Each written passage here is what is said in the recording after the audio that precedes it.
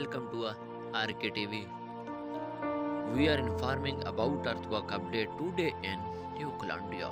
Strong by 5.1 earthquake South Pacific Ocean, New Caledonia on Friday 1 April 2022 at 2 AM local time.